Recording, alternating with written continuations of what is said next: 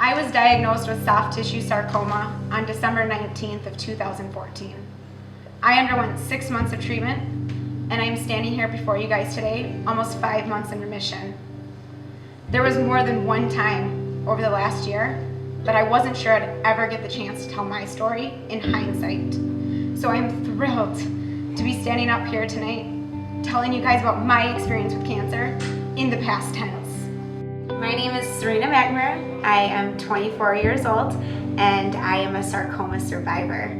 I was diagnosed with a soft tissue sarcoma, not otherwise specified, which they assured me is a real diagnosis. It was late in October, and I noticed that there was a sort of like a lump in my leg, but I genuinely thought that it was just a knot in my leg. It was like sort of painful, but only really if you pressed on it. And so I ignored it because I was 23 years old and healthy and a runner, so knots weren't completely uncommon. Over the next month or two, I noticed that it was starting to get bigger and it was starting to cause a lot of pain. I went in almost 2 months later to get it checked out, and the doctor looked at it and told me it was probably maybe a cyst, possibly an injury from running, and so she just recommended that I get an MRI done. So I got the MRI done, and a couple days later I found out that it was a tumor and had to get a biopsy to determine whether or not it was benign or malignant.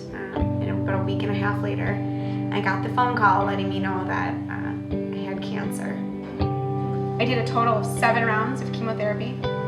I had 5 weeks of radiation and 1 good old surgery to remove that tumor. And looking back at all of that, I can still honestly say I feel truly blessed. With every new symptom, I also experienced a new blessing. People all around me pulled together to help me through my fight with cancer.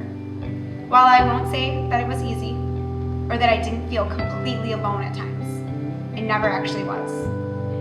You're not doing cancer alone. I think my mom probably feels like she went through cancer as much as I did, because she was there with me every step of the way, and I genuinely could not have done it on my own. When I was first diagnosed, I had never heard of sarcoma, and I was terrified. Rain and Sarcoma Foundation has been awesome because I found that I'm not the only person with sarcoma, nor will I be the last, unfortunately. But it's really powerful to know that there's others out there my age going through cancer. And I think back to, had I not been diagnosed and not being here today, that right there, you need awareness. It's not a joke, it's life and death.